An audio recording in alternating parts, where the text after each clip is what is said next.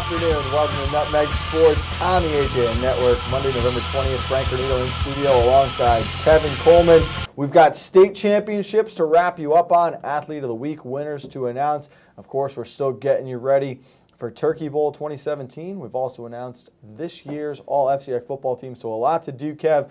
But first, let's start it off. First time in program history, you can give a huge shout-out to the Lady Tigers. Well, I brought this out on purpose, Frank. Haven't pulled it out in a while, but I got to give some love to my Tigers. What a win against Staples on Saturday. State championship, Claire Middlebrook, 2 goals, one of which was a gorgeous free kick that went to the upper 90. A gorgeous goal. Great game for the Tigers. Great game plan going in. They lost to Staples in the FCX tournament. What do? They come back and beat them in the Class AA final. So that just a tremendous, tremendous comeback for these Tigers. And Coach Golding deserves so much credit for what he's done with a group that lost so much after 2016.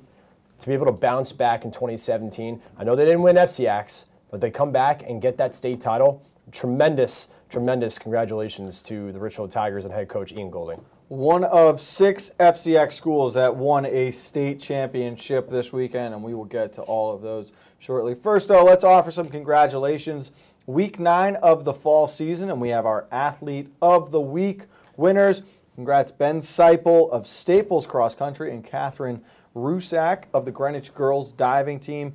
Seipel finished 5th to help the Wreckers to a 2nd place finish at the annual New England Interscholastic Cross Country Championships. The senior ran a time of 15 minutes, 53 seconds over the 5,000-meter course. The Wreckers had 3 runners place in the top 11, and Staples scored 103 points, second only to Xavier's 74, and Rusak took home the individual title in the Double L Diving Championships with a score of 486.10. She also edged out teammate Annabelle Pollock by 17 points. The Cardinals swept the top 3 spots and had 4 of the top 5 divers. Rusak was the runner-up at the FCX, but she earned a spot in the state opens with that Double L championship. No Athlete of the Week voting this week, as there were no male nominees in action. We will combine this week's female nominees with next week's male nominees, so that'll be up next Monday. You will get your new set of nominees. But let's dive into the state championships, Kev, and I want to start with that Ridgefield game. We've got some video that we're going to show you shortly, those final seconds, an interview with Claire Middlebrook. But really, one of the more impressive comebacks, I think, after Ridgefield falls in the FCX, and you got that feeling, well, maybe they were a year away. They had to replace so much. It was going to be tough, obviously, for them to get back to another FCX championship. What a great run in this state tournament, though. Oh, fantastic. Considering, they beat Glastonbury in PKs, I think that's really in the semifinals, that's where you look at this final game, and I said to myself, the fact that they beat Glastonbury, finally able to get over that hill. I know they had trouble with Glastonbury in the past couple of years in this state tournament alone. To be able to beat them in the semifinals, emotional win in PKs like that, Lauren Castle coming up with some great saves. When a tournament like this, prime examples of teams who go on and win the state tournament in boys and girls soccer, it starts with a goalie. If you have a goalie that puts on a performance like that, and especially in a semifinal game, that pushes you to be even more motivated and gives you the momentum rolling into that final game. And that's what happened with Richfield. They came in with a ton of confidence. They know that they lost to Staples in the FCX, but at the same time, a different mentality. I think you look at this Tigers team, brand new look. They were able to possess the ball, really change the field. Emma Jacobson was great in the center of the field. Of course, Claire Middlebrook, how great has she been on set pieces, scoring on one of them. Tremendous performance. They were great up in the air as well, 50-50 battles. I thought they were the team that out-hustled Staples. Staples, I thought at times, came out a little slow. Richfield deserved to win this game, and a performance like that for Lauren Castle in the semifinal game reminds me of what Richfield boys did in 2007. Sean Saponis put on a performance like that in the semifinals against E.O. Smith.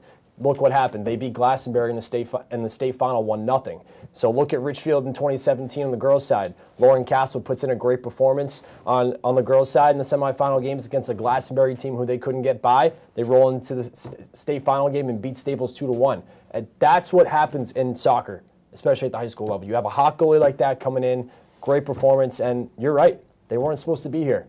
This is a team that they had great talent, but not compared to what they had last year, and look what they did. They overcame the odds. And that, for me, is what stands out here, Kevin. You look at a team last year, obviously there were so many pieces of that puzzle, but you had those distinct key players and leaders with Katie Jasminski and Alexandra Dameron. This team, it felt like every game you were going to have to rely on a different girl on this roster. 1 through 15, 16, because they use a lot of the bench as well, Kevin. I just felt that each piece mattered equally to the puzzle, and it played a big factor in why down the stretch they were able to get this hot in the state tournament, and they were able to piece together these wins the way they did. Well, I know it's going to be tough losing the seniors you have on the roster this year, but it's not going to be to the degree that they lost in 2016. So the good news for the Tigers is going down the road now for 2018, they're looking as one of the top teams in the FCAC because you bring back a Claire Middlebrook. Oh, yeah. Faith Arnold is going to be a sophomore. Lauren Castle's coming back as your starting keeper. There's a lot of good players on this roster. I think the one player, though, they're going to miss is Catherine Barlow as that right center back. She's going to be tough to replace. But again, you bring back a key piece in that back four in Claire Middlebrook, who scored 2 goals in the state final. I think if you're Coach Golding, you have to feel pretty good about yourself going in 2018. Tim Murphy, sports editor for the Richfield Press, was at that game Saturday to take in the championship with the Tigers. Let's see what the celebration looked like when you bring home the first state title in school history. 6, 5, 4, 3, 2, 1.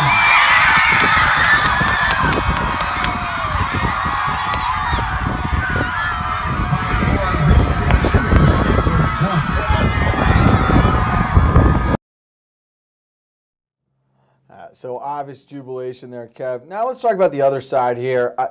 This was a great year for the Staples Wreckers, and obviously that's going to be hard for the girls to realize right now, coming up just short in FCACs and then just short again in states. But a big bounce-back year for a Staples program that's been trying to find their identity again since winning the championship in 2013. I think it's a bounce-back year not only for the girls, but the boys too. They've always had a good soccer program at Staples High School. I think you look at the last maybe 3 to 4 years, they've had a little bit of a lull, but this is a good sign because especially on this girls team, they do have younger players on this roster, especially underclassmen, sophomores, and juniors who got great playing time as varsity players are going to be able to learn from this and grow. But at the same time, this is a team that had a lot of very talented seniors that they're going to miss next year. And I know this is going to be a tough one to swallow because not only do they lose in the FCAC final, but they lose in the state final. Coming back too. They had to feel good going into that state game. It's going to feel tough. And I think 2018, I still think Staples is going to be an extremely strong team. I know just from the youth level as well, those club teams coming up, the ranks, you got 7th and 8th graders coming up. This is a strong Westport soccer youth program that's coming up for Staples High School. It's one of those things too. I think this year's senior class, this group of captains did a really good job putting this program back on pace to be a consistent contender year in and year out. They've set that culture of winning back at Staples. So I'm looking forward to seeing how this program moves forward now. You mentioned the importance of Claire Middlebrook in that championship game all season long. Murphy got to catch up with Middlebrook as well after the game. Let's hear what she had to say after the victory.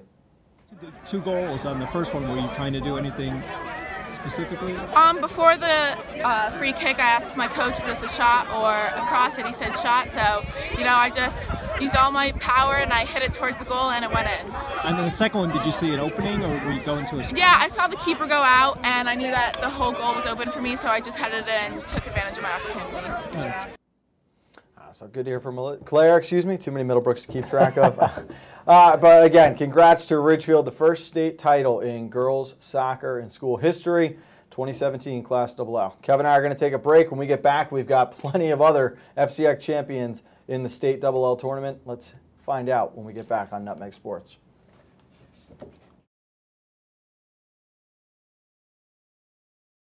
Had a sports injury or slip and fall that needs immediate care? Coastal Orthopedics Walk-In Urgent Care gives you direct access to orthopedic specialists fast without an appointment.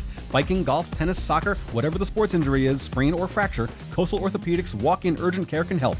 Open 7 days a week now at 3 locations. The iPark Building at 761 Main Avenue, Norwalk, 36 Old Kings Highway South in Darien, or in the Westport Medical Center at 323 Riverside Avenue, Westport. Go to coastalorthoct.com. Like them on Facebook. At Pamby Motors, we're not worried about being the biggest dealership, we're focused on being the best. We're dedicated to giving you the best experience we can. The Pamby Motors team is here to help you choose the right Chrysler, Jeep, Dodge, or Ram in a friendly, pressure-free environment. And now, during our Black Friday sales event, get 0% APR financing for up to 72 months, plus $1,000 retail bonus cash on select 2017 Ram 1500s. Visit Pamby Motors, Route 7 in Ridgefield, PambyZone.com.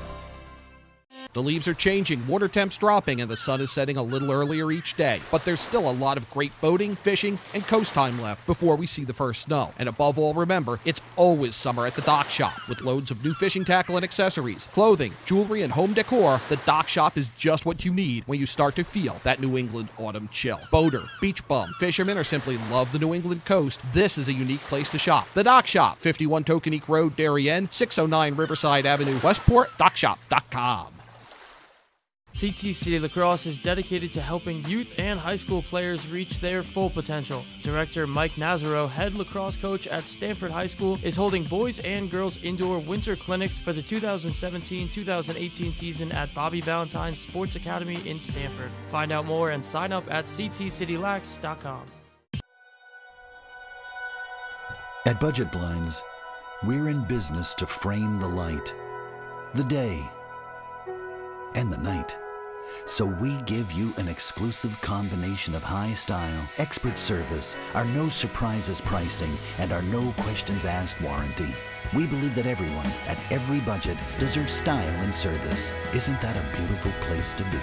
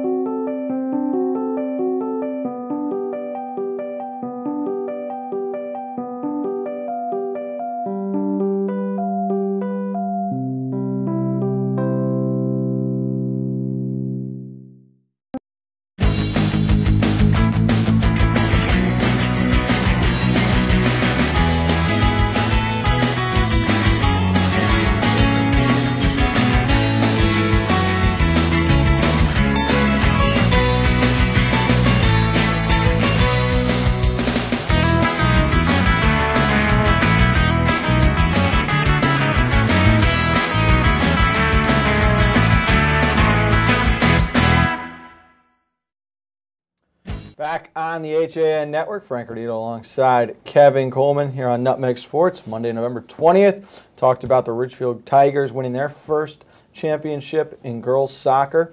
Let's also talk now, Kev, the St. Joe's Cadets coming up with a big win in girls soccer. They win their third consecutive state title in Class L.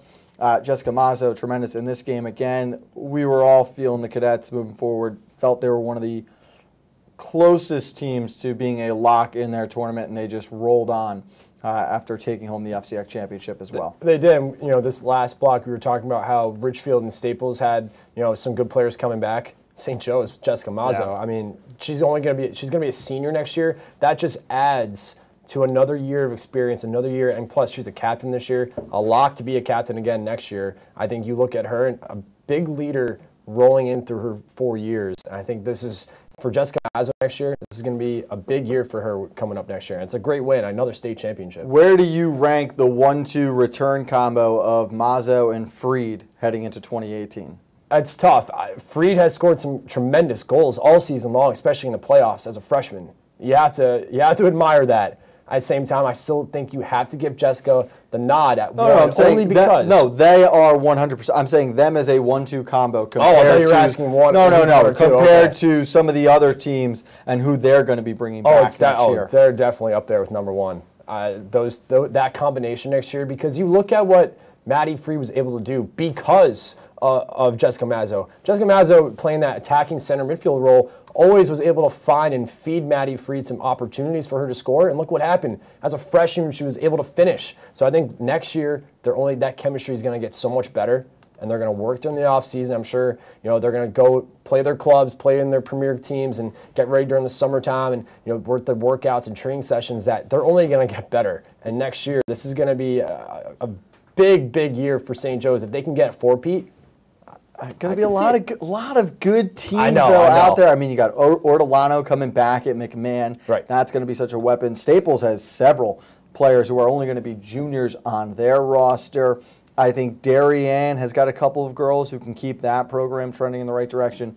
Offensively, I think we might see an outburst next season in girls soccer where you're going to lose a lot of key pieces from back fours and in net for some of these playoff teams. The one team you mentioned I worry about next year is Darien.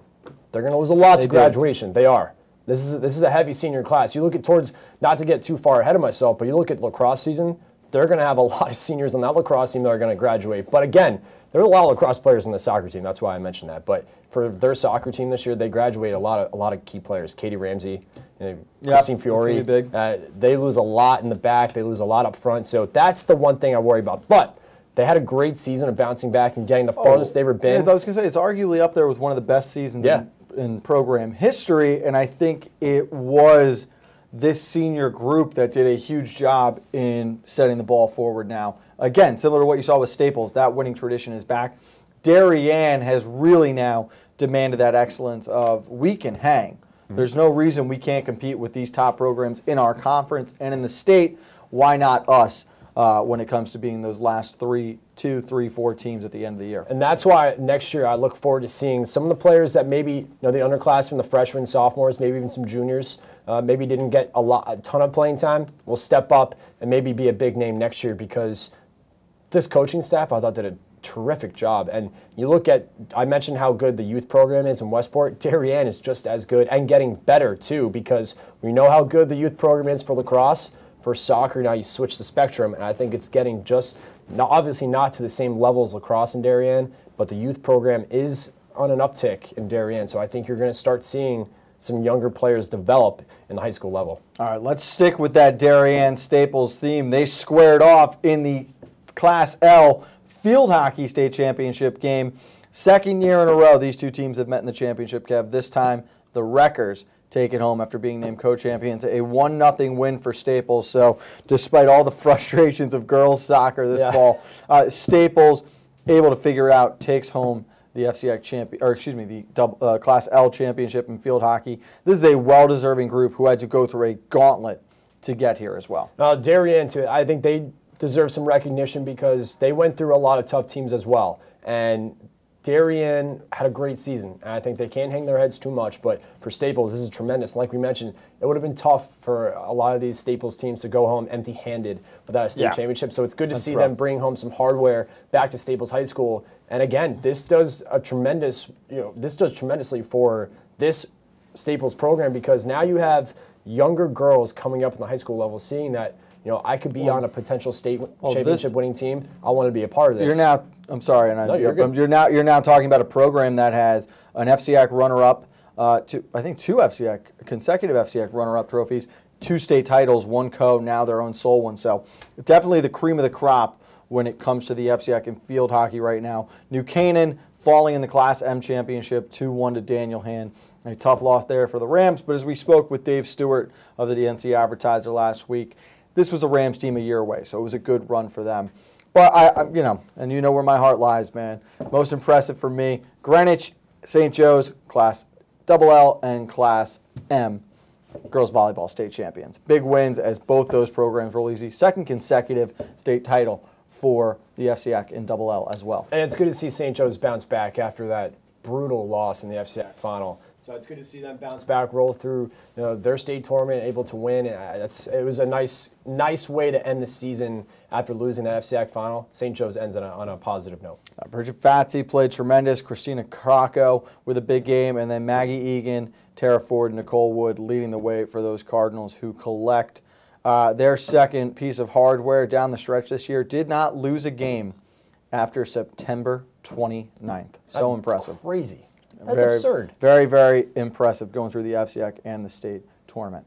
Kevin and I are going to step aside one more time. We obviously want to offer our congratulations again, though, to all of the state champions in the fall season this year. The state tournament for football, it's pending some results on Thursday. When we get back from the break, we're going to get you caught up on what you might have missed this past weekend and what you need to know heading into this week. It's next on Nutmeg Sports. Black Horse Garage, we fulfill all your sports car needs. We specialize in manufacturer-recommended service and aftermarket high-performance parts and installation. We have one of the nation's top storage facilities and offer a high-end collision department that understands your need for detail. Visit blackhorsegarage.com for more. The Kitchen Center offers quality cabinetry and affordable pricing. Visit our showroom for a free consultation with our professional design staff. For all your other home improvement needs, visit Northeast Building Supply, our full-service lumberyard and window showroom. The Kitchen Center, a division of Northeast Building Supply, 1470 Barnum Avenue, Bridgeport. Dr. Stephen Molinaro and Peter Healy of Family Practice Dentistry and Laser Dental Care have served Ridgefield for over 22 years. Experienced staff offer gentle drillless techniques, preventative care, and cosmetic procedures in a relaxed environment. Grateful for the community's trust and support through the years, new patients and their families are welcome. Call today. We know it's your busy season, and that's why Walter Stewart's Market is here to make things easy by offering the best of autumn under one roof. Walter Stewart's Market is your local one-stop fall shop. There are so many seasonal flavors to savor, and Stewart's has them all, from Blue Jay Orchard's local cider donuts to Vermont Farmstead cheddar and all of your favorite varieties of local apples and pears. Walter Stewart's Market, 229 Elm Street, New Canaan, and find us at stewartsmarket.com. Want a new experience in car buying? Scap Chrysler Dodge Jeep Ram with one of the largest inventories of new 2- and 4-door Wranglers. We are Connecticut's Wrangler headquarters. Come visit our new Ram Truck Center. Browse our websites, scapchryslerjeep.com or scapdodge.net to find the new Jeep, Chrysler Dodge car, minivan, or Ram truck you've been looking for. Just 2 miles from both I-95 or the Merritt Parkway exit 44. Save thousands right now at the Black Friday sales event. Ends November 30th. At Black Horse Garage, we fulfill all your sports car needs. We specialize in manufacturer-recommended service and aftermarket high-performance parts and installation. We have one of the nation's top storage facilities and offer a high-end collision department that understands your need for detail. Visit blackhorsegarage.com for more. At Black Horse. Welcome back. Nutmeg Sports on the HAN Network. Frank Granito with Kevin Coleman in studio, turning our attention to the gridiron at the moment. Kev, the All-FCIAC rosters were named this morning, and I do want to take a moment to talk about it a little bit. First of all, I'm a big fan that the FCIAC cut down the number of players on the first and second team this year. Probably 3 or 4 spots too many on that second team, but just 25 players, including an athlete, a kicker, and a punter on the first team, which I am okay with. 10 Greenwich players on that roster. Maybe a couple spots too many there. Maybe a couple too many, but I agree with you about the special teams players getting some recognition, especially the punters and the kickers. I think that's well-deserving. Zach Moore, and you look at Mike Riddle from Stanford as well as being named a good athlete in the first team. So I agree. I think that's important because we go back to our discussion last week with the other sports, including soccer, how it should be either position players or should be a starting 11. I like this format of it. Maybe 1 or 2 too many for me, but I like Gavin Muir as quarterback. I agree with that. I think he's well-deserving of that. I think he's been tremendous all season for Greenwich. I know there are some other quarterbacks who are well-deserving as well, but I'm okay with that pick. Tyson Camizio, I agree. I thought he had a great year. There again, it's hard because there are so many talented players throughout the FCIAC. So, of course, someone's going to be left out. And it's unfortunate, but from what I've seen, I thought Jackson Mitchell had a tremendous breakout junior year for the Ridgefield Tigers. I like that pick as well. A.J. Hall. Hall's a tough one. Hall is the tough one, and I'll go ahead and say it. A.J., for me, his knock is going to be that he had a missed couple of games because of a malicious hit on the senior there. But he's a guy who everyone expected to be there. I think it's a career accomplishment. And if you've got to throw one in there, and maybe it's the reward for, you were viciously robbed of 3 games, essentially, your senior season, so be it. I agree with J.L. Negron. He had a tremendous year. Obviously, Jared Malazzi's numbers speak for themselves. Mitch Pryor, to me, the Darien running back. I don't know. I think he would have been on my second team, and I would have put Saquon Kelly of West Hill as my first team running back, maybe even Harvey Alexander. Oh, Harvey Alexander. When it comes to the football team here, I'm a big numbers guy. They speak for themselves. And the one argument I might have against Hall, Quentin O'Connell for New Canaan had 13 receiving touchdowns this year. That's a tough stat to overlook. David Summers was the second team quarterback. I thought he and Gavin Muir really, either of them could have been the first team guy. But it makes sense to me why you give the nod in the direction of Muir. Passmeg, tight end for St. Joe's, probably could have gotten a look over Salibi of Greenwich, but again, the numbers interchangeable there, so you're probably feeling the senior over the junior there. And then I really like Kyle Gordon of Norwalk, the sophomore quarterback, as the athlete on the second team. I thought that was very well deserving. His numbers were there, did a great job this year. I like that vote for that youngster right there. I agree. I think you look at the season he had as a sophomore, I think you have to feel pretty good if you're Norwalk, feeling confident. You have someone you can rely on next year as only a junior too, coming into 2018 as your starting quarterback. From what we saw against Trinity, I really liked how he played. I thought he was very composed in the pocket, not afraid either. I thought he was very composed and feeling confident. And he's got the feet. He's able to break out of that pocket and use his feet to get some extra yards, which we've seen a lot of quarterbacks do in this conference. But I really liked Kyle Gordon. That's a good pick. And I agree with you about Quentin O'Connell because he's well deserving to be in the first team too. He's had a tremendous season for the New Canaan Rams, 13 touchdowns. I think he's just as deserving as the three wide receivers in the first team as well. Got the nod on the second team. I also thought Jalen Elliott really could have got the look. He was the receiver on the outside for the Norwalk Bears, had 8 receiving touchdowns this season, so definitely capable there. The big one for me, and our director Mike Suppi brought it up with me this morning, the freshman Khalil Eason, cornerback for Norwalk, who I believe the final number on his interception count was 8. I thought he could have made one of the first 2 teams. Obviously only a freshman, but that might have been a big snub that will be made right in the next couple of years. Altogether, when you factor in the All-East and All-West selection, the number does add up to around 130 athletes total. But quite frankly, when it comes to the honorable mention, you can give it to the rest of the league. I like that you put positions and you broke it down that way for your first and second team this year. And I also agree with Coach of the Year, too. I think Johnny deserves that award for Greenwich. I think what he's done in a short period of time at Greenwich High School, being able to kind of revamp this Greenwich Cardinals football program, I think he's done a tremendous job. And you look at what he's done this year against some good opponents, I think he's well deserving of that award. Looking ahead to the end of this week, big games on Thursday around the county. Obviously, we will be at Boyle Stadium in Stamford for New Canaan and Darien. The Blue Wave have clinched a postseason spot in the Class LL tournament. New Canaan, it's very simple. They have to win, and they are into Class L and that state championship tournament. Greenwich and St. Joe's, the other 2 schools in the FCIAC who have clinched their spots. St. Joe's will host a quarterfinal game in Class S. Greenwich, with a loss against Staples, could fall as far down as 6. Realistically, would sit around 5. With a win, most likely see them in the number 2 or 3 spot, and potentially in the number 1 spot if Naugatuck and Darien lose. So, not a lot of drama around the conference this week, Kev. The big one just going to be, where does Darien finish up if they lose to New Canaan, and is New Canaan even playing in the postseason tournament? Would be the first time since 2004 they didn't qualify for a state tournament. And you got to think New Canaan's got to use that as some sort of motivation for Thursday. You come into this, basically it's a playing game because you know your season's on the line if you lose, especially against, obviously emotions are going to be high. They're playing Darien, they're a bitter rival, and I think it's going to be a better game than I think people actually think it's going to be, considering the year New Canaan has had. I think they've had some time now to really focus on Darien, and really, the task is at hand. They're going to show up on Thursday at Boyle Stadium on Thanksgiving morning, be ready to go against the Darien Blue Wave, who are sitting on a 34-game winning streak. If I'm New Canaan, I'm playing to the final whistle, giving everything I have, because if you lose, that's going to be it for you. It's going to be a lot of fun, and we've got plenty to get you ready for Thursday throughout the rest of the week. Kevin and I are done for the day, but we are back tomorrow afternoon at 2 o'clock. No coffee break, so you get the morning off. Make sure you rest up and you're ready to go. For Kevin, I'm Frank. We'll see you next time on Nutmeg Sports on the HAM Network.